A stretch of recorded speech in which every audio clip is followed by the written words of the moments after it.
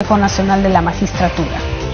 Bien, nosotros a esta hora de la tarde vamos a enlazarnos con nuestra compañera Raquel Salazar, quien se encuentra en la sala Miguel Grau, seminario del Palacio Legislativo. Adelante.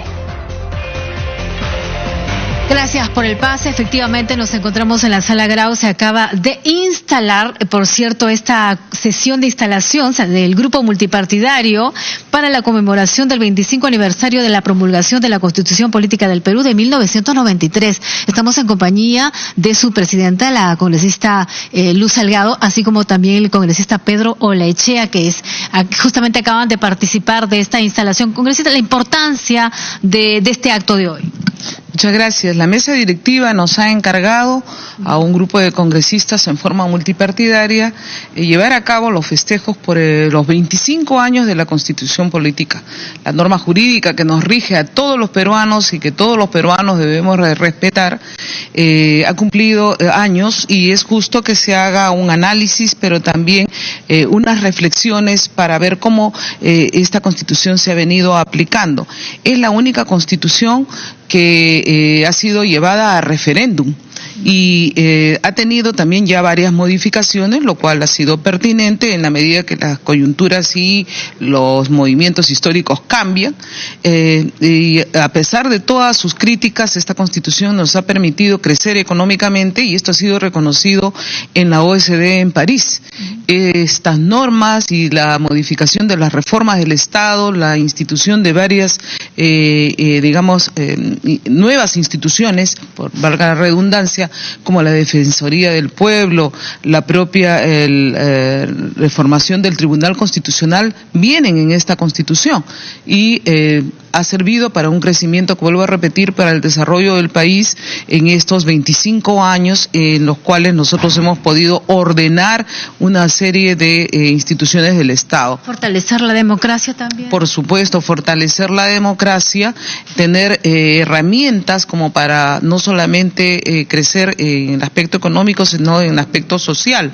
Es una Constitución que enfoca el carácter pluriétnico de nuestra sociedad y en la que se han tenido que poner a valer instituciones valiosas que lógicamente tienen todavía defectos, pero como digo, es dinámica y nos ha dado la fórmula como para poder desarrollarnos en el transcurso de estos años, sobre todo con paz. ¿Y cuáles son los objetivos de este grupo? ¿Va a haber un plan de trabajo? Hay un plan de trabajo que lo hemos puesto a consideración y vamos a desarrollar una serie de conferencias invitando a personalidades extranjeras, van a haber exposiciones y también recordar a quienes elaboraron la Constitución de 1993, una galería de documentos históricos que permanecen aquí en el Congreso, como vamos a extraerlos del diario de debates, porque fueron discusiones intensas de horas y horas de trabajo, analizando varios puntos que va a ser importante que se pongan a valer en estas épocas. Está Pedro Olaechea, la importancia de este grupo multipartidario conmemorando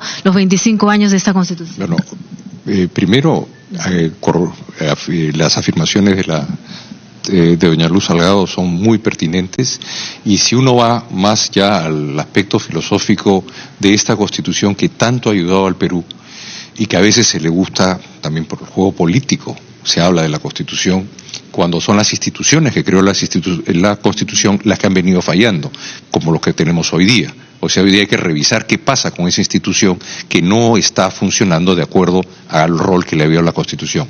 Pero lo principal de la Constitución peruana es que ha hecho un fino balance entre las libertades del individuo. El Estado no es sino un grupo de individuos que por 5 años tienen el manejo de la nación.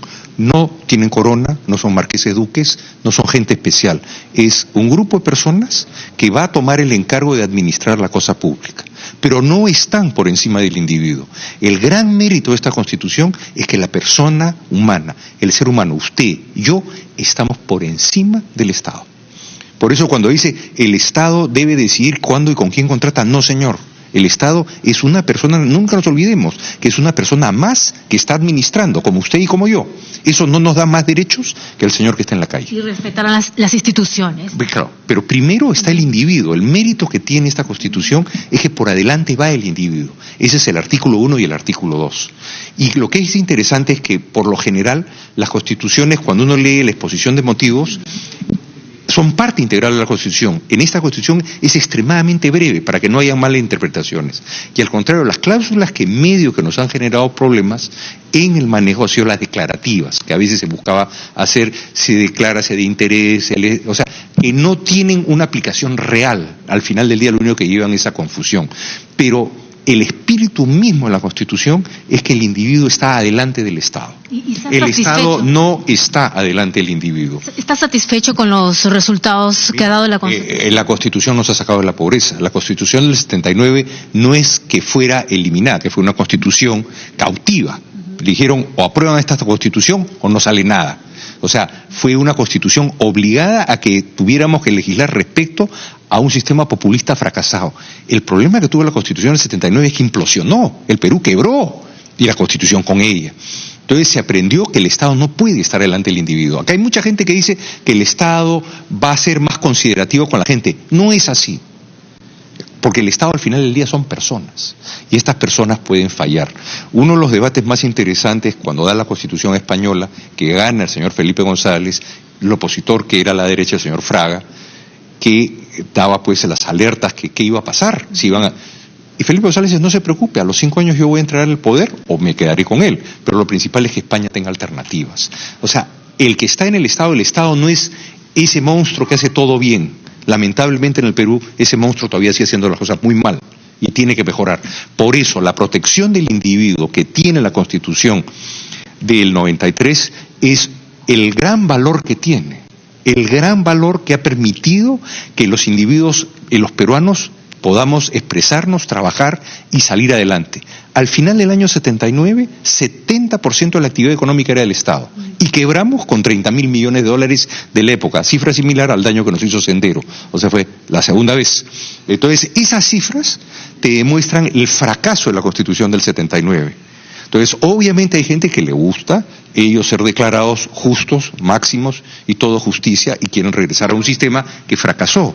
Por eso pueden hacer mejoras y algunos cambios, ¿no? Claro, dentro de los debates. Ya se han hecho varias modificaciones. Ejemplo, lo que hoy día nos invoca, una herramienta que se llama el Consejo Nacional de la Magistratura está siendo mal empleada. Entonces tenemos que mirar seriamente si la arquitectura del Consejo Nacional de la Magistratura está bien o está mal. Ya hay proyectos en las comisiones de reforma del Consejo Nacional. Hay como 5 proyectos, claro, si no me equivoco, y todavía nos dicen que van a venir otras sugerencias. Hoy he escuchado otras sugerencias. O sea, la Constitución, por eso digo, se tuvo como una inspiración y muchas cosas que han funcionado muy bien y otras que tenemos que mejorar. Ya le hemos hecho reformas, por ejemplo, hemos hecho la reforma en este periodo legislativo para que el mandato de detención para casos muy graves de crimen organizado también y de otros temas puedan ampliar, en el tema de la mujer, se puedan ampliar. Y también en lo que se refiere a la nacionalización de los hijos de peruanos mayores de edad, que con nuestra Constitución no se podían nacionalizar porque habían perdido la oportunidad en el extranjero por culpa de los padres.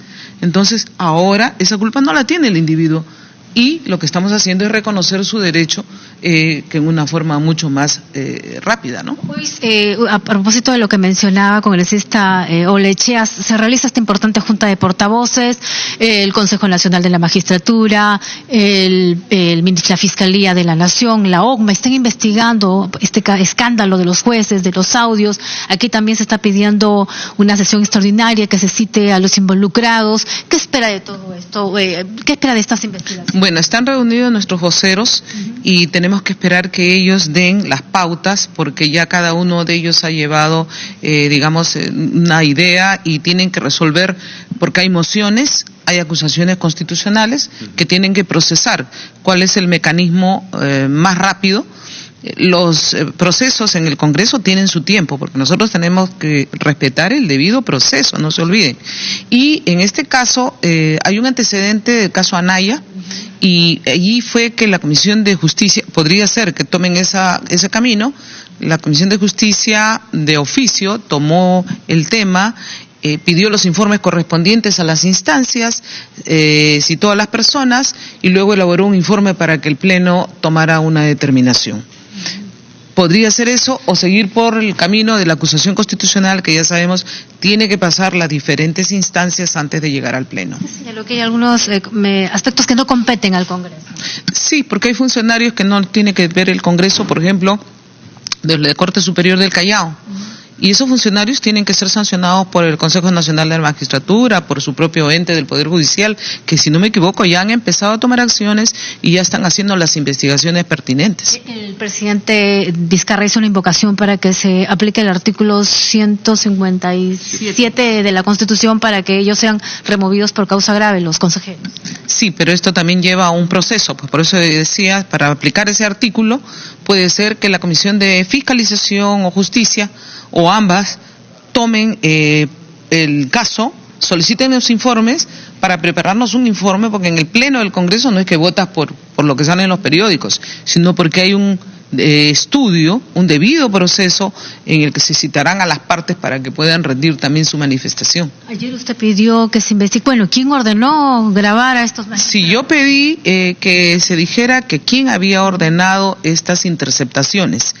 Aparentemente por eso he recibido una serie de críticas, pero ayer mismo en Palacio de Gobierno el propio fiscal de la Nación, y esto es público, les han dicho y han salido varios a decir de que ha habido una investigación que ha nacido aparentemente en el Callao y que esto ha permitido que un juez ordene este tipo de interceptaciones. O sea, sí hay el ordenamiento de un juez, lo cual me parece bien. Muy bien. ¿Su posición? Exacto, o sea, acá no hay que olvidarnos del debido proceso. El debido proceso, cuando es mal llevado, frustra los procedimientos. Y justamente la pregunta que hace muy pertinente la congresista Luz Salgado es si todos los términos para poder acusar de una manera clara y poder sentenciar. Muchas veces hay procesos y procedimientos que fallan justamente porque el debido proceso no se ha hecho. Entonces hay que ser muy meticuloso, ¿para qué? Para llevar a buen final. La Constitución peruana, como les decía, protege a la persona humana. La persona humana es el fin principal. El peor reo tiene derecho a la defensa. Y ese es el espíritu que tiene la Constitución, es garantista. Entonces nosotros tenemos que tener la seguridad que todos los procedimientos están siendo ajustados a ley. Por eso ya dependerá de cuál es el procedimiento que se tome. Yo creo que la Corte Superior, como muy bien lo ha indicado la congresista Salgado, es un tema que le toca a la propia institución hacerlo. De no hacerlo, ahí tenemos nosotros algo que decir. Pero acá, cuando tengamos que juzgar a los magistrados supremos, al fiscal supremo, a los miembros del Tribunal Constitucional, nadie está más allá de la ley, pero hay que hacerlo con las garantías legales. ¿Por qué? Porque no van a tener tutela jurisdiccional efectiva por el puesto que tienen. O sea, no van a ser juzgados en el Poder Judicial, van a ser juzgados por nosotros. Entonces, al ser juzgados por nosotros, tienen que tener todas las garantías del peor reo que usted se puede imaginar. ¿Por qué? Porque es la garantía que la Constitución nos da. Y por eso tenemos que estar. Muchísimas gracias al congresista Pedro Leche y también la congresista Luz Salgado, luego de la instalación de este grupo multipartidario para conmemorar los 25 años de la Constitución actual. Bodas de plata y se ven una serie de actividades, exposiciones, conferencias. Adelante, estudios. Muchas gracias, Raquel Salazar, por este amplio despacho informativo desde la Sala Miguel Grau Seminario del Palacio Legislativo. Y efectivamente, pues la aprobación de la Constitución de conformidad con la Ley Constitucional del 31 de agosto de 1993, el CCD sometió al voto popular la aprobación de la nueva Carta Política, aprobando así a la Constitución política del Perú actual. El entonces presidente Alberto Fujimori procedió a su promulgación el 29 de diciembre de 1993, entrando en vigencia en enero de 1994. Bien, y a esta hora de la tarde, porque ya sobrepasamos ampliamente el mediodía, señor